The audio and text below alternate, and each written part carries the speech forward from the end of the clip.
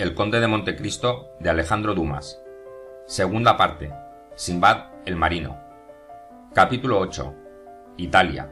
Sinbad el marino. Continuación.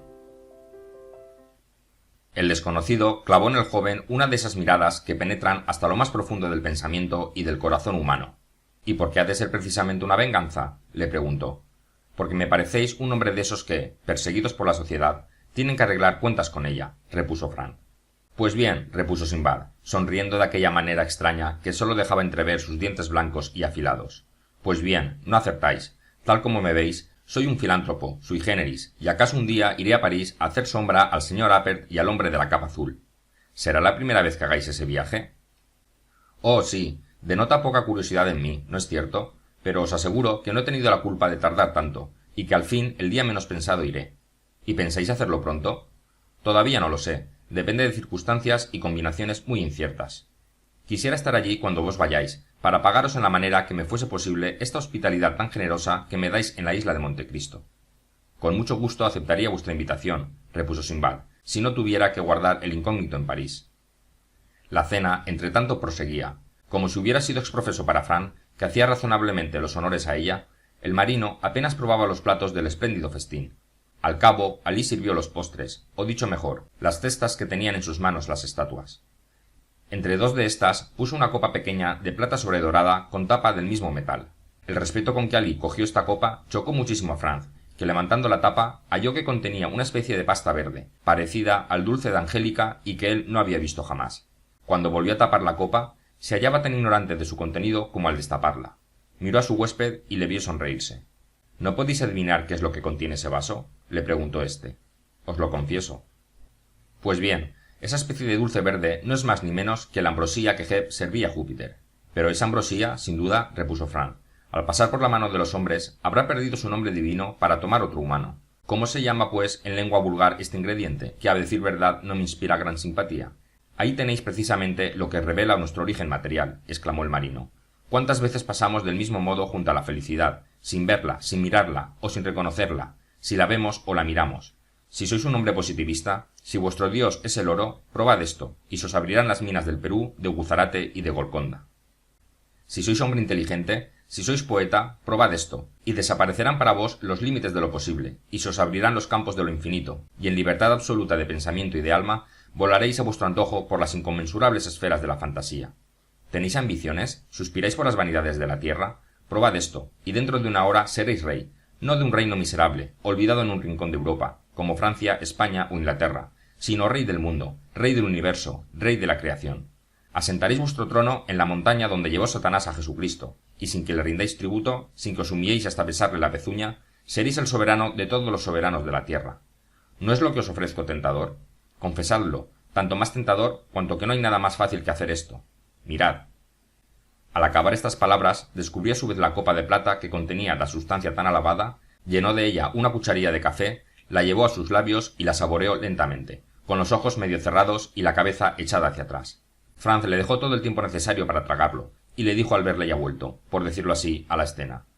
«¿Pero en qué consiste este manjar tan precioso?» «¿Habéis oído hablar», le contestó el marino, «del viejo de la montaña, de aquel que quiso asesinar a Felipe Augusto?» «Sí».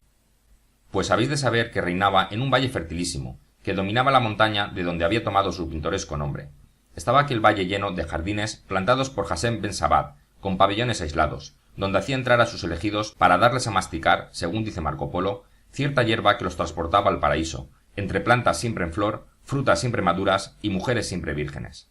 Pues bien, lo que aquellos jóvenes bienaventurados tomaban por realidad era un sueño, pero un sueño tan dulce, tan embriagador, tan voluptuoso, que se vendían en cuerpo y alma al que se lo proporcionaba, y obedientes a sus órdenes como a las de Dios, iban a buscar hasta el fin del mundo la víctima indicada para herirla, expirando en medio de sus torturas sin proferir una queja, alentados por la esperanza de que su muerte no era sino una transmigración a aquella vida de delicias que le daba a probar esta hierba santa, que acaban de servirme en vuestra presencia. Entonces, exclamó Franz, es el hachís, sí, yo lo conozco, al menos de nombre. Justamente, habéis acertado el nombre, señor Aladino, es el hachís mejor y más puro que se hace en Alejandría.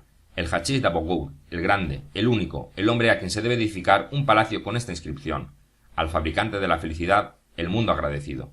¿Sabéis, dijo Franz, que me dan ganas de juzgar por mí mismo de la verdad o exageración de vuestras palabras?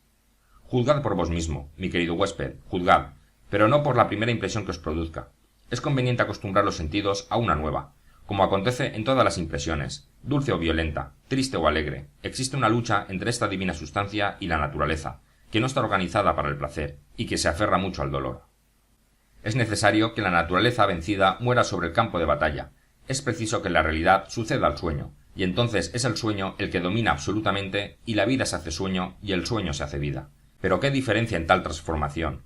Es decir, que comparando los dolores de la existencia real con los placeres de la existencia ficticia, no querréis vivir nunca, porque querréis estar soñando siempre. Cuando abandonéis vuestro mundo por el mundo de los demás, os parecerá que pasáis de una primavera de Nápoles a un invierno de la Laponia. Se os antojará que dejáis el paraíso por la tierra y el cielo por el infierno. Probad el hachís, mi querido huésped, probadlo. Franz cogió por toda respuesta una cucharada de aquella pasta maravillosa, igual a la que había tomado su anfitrión, y se la llevó a los labios. «¡Diablo!», exclamó cuando se la hubo tragado. «No sé si la consecuencia será tan agradable como decís, pero lo que es como manjar no me parece tan suculento como a vos. Porque vuestro paladar no está acostumbrado a lo sublime de esa sustancia. Decidme, ¿os gustaron enseguida las ostras, el té, las trufas y todo lo que después habéis apreciado en tal manera? ¿Comprendéis acaso a los romanos que sazonaban los faisanes con asafétida y a los chinos que comen nidos de golondrinas? No, por cierto, no. Pues bien, lo propio sucede con el hachís. Tomadlo tan solo por espacio de 8 días seguidos, y ningún manjar del mundo os parecerá que reúne la delicadeza de éste, hoy soso y nauseabundo para vos. Pasemos ahora a la habitación de al lado, es decir, a la vuestra, que va allí a servirnos el café y a darnos pipas. Los dos se levantaron, y mientras el que asimismo se había dado el nombre de Simbad, y que nosotros hemos mencionado de tiempo en tiempo porque se le pudiera llamar de cualquier modo, mientras Simbad, decimos, daba algunas órdenes a su criado, Franz entró en la pieza inmediata. Estaba amueblada con sencillez en comparación a la otra, aunque menos rica, y la forma de ella era redonda. Un diván prolongado se extendía a su alrededor, pero diván, techo, paredes y suelo estaban cubiertos de magníficas pieles, blandas como los más blandos tapices. Eran de leones del Atlas, con sus majestuosas crines, de tigres de Bengala, con rayas deslumbradoras, de panteras del Cabo, tachonadas de oro, como las que se aparecía al Dante, y pieles, finalmente, de osos de la Siberia y zorras de Noruega, arrojadas todas con profusión unas sobre otras, de manera que parecía que se anduviese sobre la alfombra más espesa o se reposase en el más blando de los lechos. Ambos se recostaron sobre el diván. Había a mano pipas con boquilla de ámbar y tubos de jazmín, y preparadas para que no hubiese necesidad de fumar 2 veces en una misma. Tomaron una de ellas cada uno y Alí las encendió, saliendo luego a buscar el café. Guardaron silencio, unos instantes, que Simbad pasó entregado a los pensamientos que al parecer le dominaban sin tregua, aun en medio de la conversación, y Franz, abandonado a esa especie de fascinación vertiginosa que acomete siempre al que fuma excelente tabaco. No parece sino que el humo del tabaco bueno tenga la propiedad de quitarnos todas las penas, dándonos ilusiones en cambio. Alí sirvió el café. ¿Cómo lo tomáis?, preguntó a Franz el desconocido. ¿A la francesa o a la turca? ¿Cargado o claro? ¿Con azúcar o sin él? ¿Pasado o hirviendo? Podéis elegir, pues lo hay de todas las maneras. Lo tomaré a la turca, respondió Franz. Hacéis bien. Eso prueba que tenéis buenas disposiciones para la vida oriental. Convendréis conmigo en que los orientales son los únicos hombres que saben vivir. Por lo que a mí respecta, añadió Simbad con una de aquellas singulares sonrisas que no se escapaban a la observación del joven. Tan pronto como despache mis negocios de París, iré a morir al oriente, y si entonces queréis encontrarme, os será preciso irme a buscar al Cairo, a Bagdad o a Ispahan. A fe mía, que será la cosa más fácil, dijo Franz, pues paréceme que tengo alas de águila, capaces de dar la vuelta al mundo en 24 horas. Vaya, vaya, ya empieza a actuar el hachís. Abrid, pues, esas alas y volad a las regiones de la fantasía. Nada os arredre, que hay quien vela por vos, y si vuestras alas se derriten al sol como las de Ícaro, aquí estoy yo para recibiros. Tras esto, dijo Alí algunas palabras árabes. El negro hizo un gesto de obediencia y se retiró, aunque sin alejarse. En cuanto a Franz, sufría una rara transformación. Todas sus fatigas físicas, toda la exaltación originada en su cerebro por los sucesos de aquel día, iban desapareciendo, como en esos primeros instantes del sueño en que se vive todavía. Al parecer, su cuerpo cobraba una ligereza inmaterial y su razón se despejaba de una manera maravillosa y parecían duplicarse las facultades de sus sentidos. Su horizonte íbase ensanchando más y más, pero no ese horizonte sombrío y lleno de terrores en que se arrastraba antes de su sueño, sino un horizonte azul, transparente y vasto, con todo lo que el mar tiene de tintas mágicas, con todo lo que el sol tiene de luz y todo lo que la brisa tiene de perfumes. Después, entre los cantos de los marineros, cantos puros y claros, que a poder escribirlos compusieran una armonía divina, veía aparecer la isla de Montecristo, no como un escollo terrible entre las olas, sino como un oasis perdido en medio del desierto, y a medida que la barca se acercaba, hacíase el canto más numeroso, porque también la isla exhalaba a Dios una armonía misteriosa, ni más ni menos como si alguna hada, como Loreley o algún encantador como Anfión, quisiera traer hacia aquella parte un alma o edificar una ciudad. Al fin la barca tocó a la orilla, aunque sin violencia, sin sacudidas, como toca un labio a otro labio, y penetró en la gruta sin que dejase de sonar aquella música encantadora.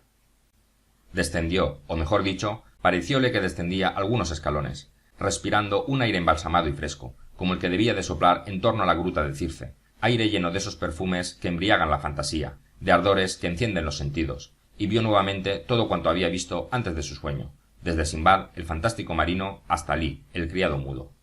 Luego todo parecía que se confundiese y se borrase a su vista, como las últimas sombras de una linterna mágica que se apaga, hallándose de nuevo en la habitación de las estatuas, iluminada totalmente por una de esas lámparas antiguas de luz pálida, que en medio de la noche acompañan al sueño o a la voluptuosidad. Eran, en efecto, ricas de formas, en lujuria y poesía, de ojos magnéticos, sonrisa lasciva y larga cabellera. Phryné, Cleopatra y Mesalina, las tres cortesanas célebres.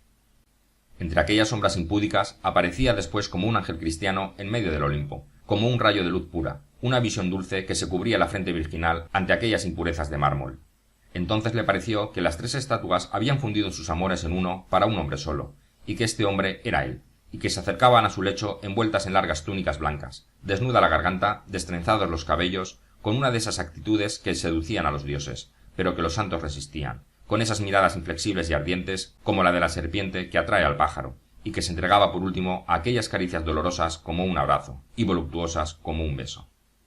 Le pareció a Franz que cerraba los ojos, y que a través de la última mirada veía la estatua púdica cubrirse el rostro enteramente, y después de cerrados los ojos a las cosas materiales, se abrieron sus sentidos a las fantásticas, gozando de una felicidad sin límites, de un amor incesante, como el que el profeta prometía a sus elegidos. Entonces, todas aquellas bocas de piedra se animaron y palpitaron aquellos pechos hasta tal punto que para Franz, que por primera vez conocía los efectos del hachís, este amor era casi dolor, esta voluptuosidad casi tortura, sobre todo cuando sentía posarse en su boca ardiente los labios de las estatuas, fríos y petrificados como los anillos de una serpiente. Sin embargo, cuanto más se esforzaba en rechazar aquel amor imaginario, más se engolfaban sus sentidos en el sueño misterioso, hasta que después de una lucha en que tanto deseaba quedar victorioso como vencido, cedió del todo, abrasado de fatiga, hastiado de voluptuosidad, con los besos de aquellas mujeres de mármol y con los encantos de aquel sueño inconcebible. Fin del capítulo 8.